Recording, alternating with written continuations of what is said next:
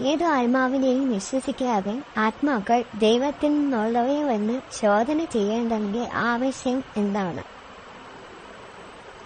കള്ളപ്രവാചകന്മാർ പലരും ലോകത്തിലേക്ക് പുറപ്പെട്ടിരിക്കെ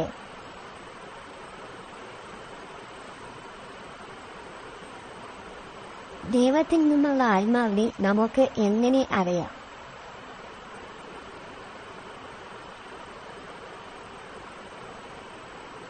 യേശുക്രിസ്തു ജഡത്തിൽ വന്നിരിക്കുന്നു എന്ന് സ്വീകരിക്കുന്ന ആത്മാവൊക്കെയും ദൈവത്തിൽ നിന്നുള്ളതാണ്. യേശുവിനെ സ്വീകരിക്കാത്ത യാതൊരു ആത്മാവും ദൈവത്തിൽ നിന്നുള്ളതല്ല. അത് ഏതിന്റെ ആത്മാവാണ്? എതിർ ക്രിസ്തുവിന്റെ ആത്മാവ്.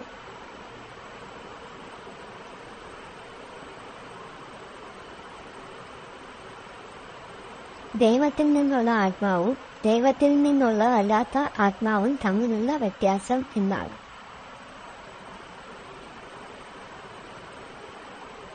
യേശുക്രിസ്തു ജഡത്തിൽ വന്നു എന്ന് സ്വീകരിക്കുന്ന ആത്മാവൊക്കെയും ദൈവത്തിൽ നിന്നുള്ളത്. യേശുവിനെ സ്വീകരിക്കാത്ത യാതൊരു ആത്മാവും ദൈവത്തിൽ നിന്നുള്ളതല്ല. ഇപ്പോൾ തന്നെ ലോകത്തുള്ളത് എന്താണ്?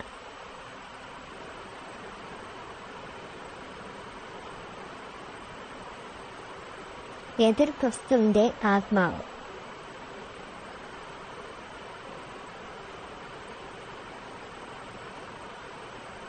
ദൈവത്തിൽ നിന്നുള്ളവർ എങ്ങനെയാണ് അവരെ, അതായത് ലോകത്തെ ജയിച്ചത്? നിങ്ങളിലുള്ളവൻ, അതായത് ദൈവത്തിൽ നിന്നുള്ളവരിൽ ഉള്ള ആത്മാവ് ലോകത്തിലുള്ളവനേക്കാൾ, അതായത് എതിർ ക്രിസ്തുവിന്റെ ആത്മാവിനേക്കാൾ വലിയവനായതിനാൽ നാം ലോകത്തെ ജയിച്ചിരിക്കുന്നു. ലൗകികന്മാർ എന്ത് സംസാരിക്കുന്നു?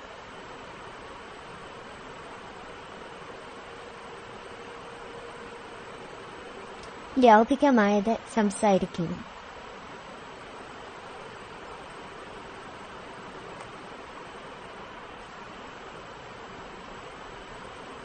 ലോകം ആരുടെ വാക്ക് കേൾക്കുന്നു? ലൗകികമായത് സംസാരിക്കുന്നവരുടെ.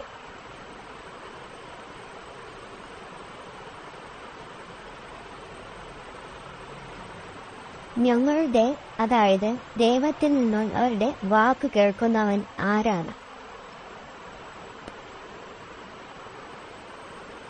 ദൈവത്തെ അറിയുന്നവൻ.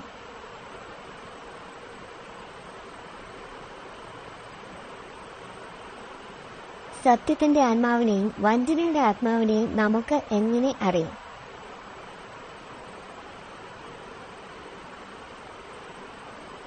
ദൈവത്തെ അറിയുന്നവൻ നമ്മുടെ, അതായത് ദൈവത്തിൽ നിന്നുള്ളവരുടെ വാക്ക് കേൾക്കുന്നു. ദൈവത്തിൽ നിന്നല്ലാത്തവൻ നമ്മുടെ, അതായത് ദൈവത്തിൽ നിന്നുള്ളവരുടെ വാക്ക് കേൾക്കുന്നില്ല. യോഹന്നാൻ പ്രിയമുള്ളവരോട് പറയുന്നതെന്താണ്?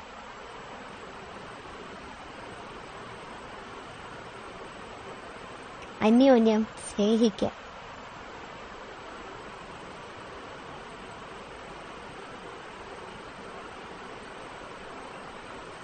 സ്നേഹിക്കുന്നവനെ കുറിച്ച് യോഹന്നാൻ പറയുന്ന 2 കാര്യങ്ങൾ ഏതാണ്?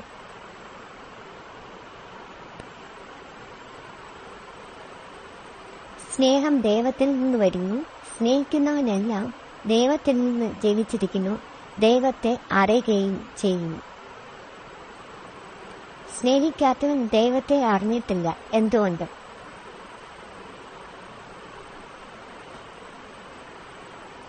ദൈവ സ്നേഹം തന്നെ ആയതുകൊണ്ട്.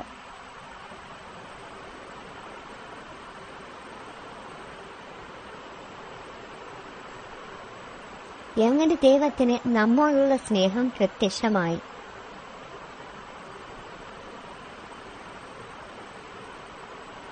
ദൈവം തന്റെ ഏകജാതനായ പുത്രനെ നാം അവനാൽ ജീവിക്കേണ്ടതിന് ലോകത്തിലേക്ക് അയച്ചു എന്നുള്ളതിനാൽ ദൈവത്തിന് നമ്മോടുള്ള സ്നേഹം പ്രത്യക്ഷമായി. ദൈവം സാക്ഷാൽ സ്നേഹമാകുന്നുവെന്ന് എങ്ങനെ സാക്ഷ്യപ്പെടുത്തി? ദൈവം തന്റെ പുത്രനെ നമ്മുടെ പാപങ്ങൾക്ക് പ്രായശ്ചിത്തമായി അയച്ചു തന്നെ സാക്ഷാൽ സ്നേഹമാകുന്നു. ദൈവം നമ്മെ ഇങ്ങനെ സ്നേഹിച്ചുകൊണ്ട് നാം എന്ത് ചെയ്യേണ്ടതാകുന്നു?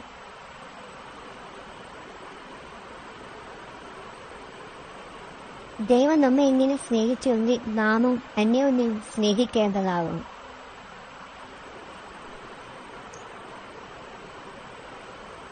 ദൈവം നമ്മിൽ വസിക്കുന്നുവെന്ന് നമുക്ക് എങ്ങനെ അറിയാനാകും?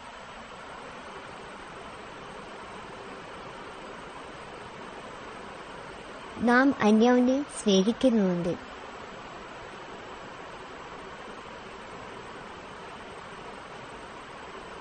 നാം അവനിലും അവൻ നമ്മിലും വസിക്കുന്നുവെന്ന് നാം എങ്ങനെ അറിയുന്നു?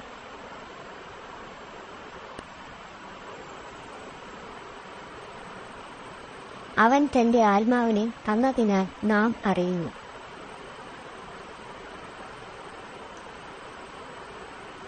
യേശുക്രിസ്തുവിനെ കുറിച്ചുള്ള യോഹന്നാന്റെ സാക്ഷ്യം എന്താണ്?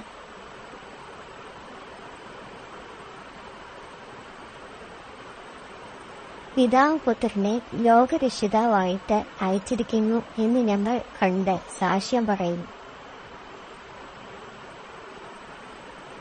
ആരിലാണ് ദൈവവും അവൻ ദൈവത്തിലും വസിക്കുന്നത്?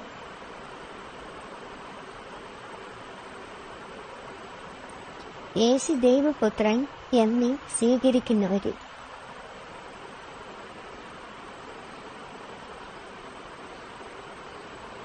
സ്നേഹത്തിൽ വസിക്കുന്നവർ ആരിൽ വസിക്കുന്നു, ആർ അവനിലും വസിക്കുന്നു.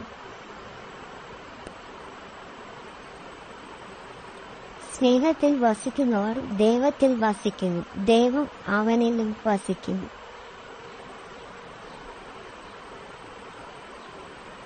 അവൻ ഇരിക്കുന്നത് പോലെ ഈ ലോകത്തിൽ നാമും ഇരിക്കുന്നു. ഇതിനാൽ ന്യായവിധി ദിവസത്തിൽ നമുക്ക് എന്നുണ്ടാവും ധൈര്യം.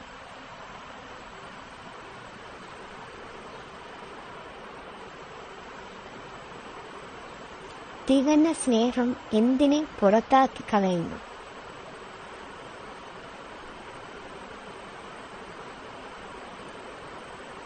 ഭയത്തെ.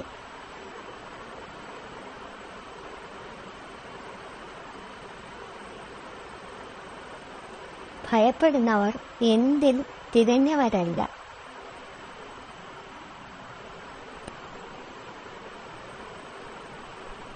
സ്നേഹത്തിൽ.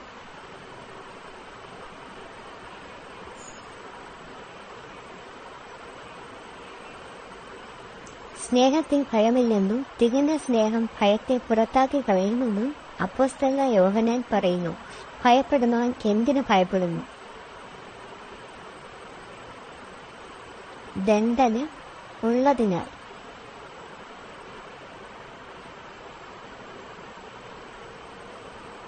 ഒന്ന് യോഹന്നാൻ 4 അനുസരിച്ച് നാം സ്നേഹിക്കുന്നത് എന്തുകൊണ്ട്? അവൻ ആദ്യം നമ്മെ സ്നേഹിച്ചതുകൊണ്ട് നാം സ്നേഹിക്കുന്നു.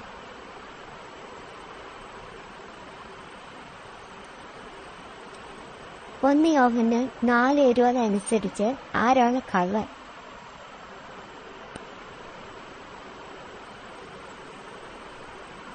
ദൈവത്തെ സ്നേഹിക്കുന്നു എന്ന് പറയുകയും തന്റെ സഹോദരനെ പകയ്ക്കുകയും ചെയ്യുന്നു. ആരെ സ്നേഹിക്കാത്തവന് കണ്ടിട്ടില്ലാത്ത ദൈവത്തെ സ്നേഹിപ്പാൻ കഴിയുന്നതല്ല.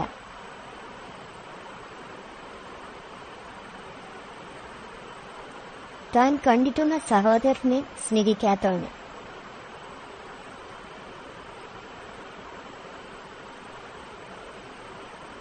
നമുക്ക് അവങ്കിൽ നിന്ന് ലഭിച്ചിരിക്കുന്ന കൽപ്പന എന്താണ്?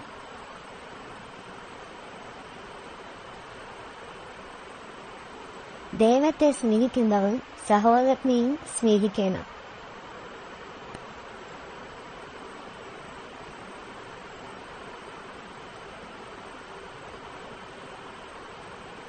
ദൈവം നമ്മെ എല്ലാവരെയും അനുഗ്രഹിക്കട്ടെ.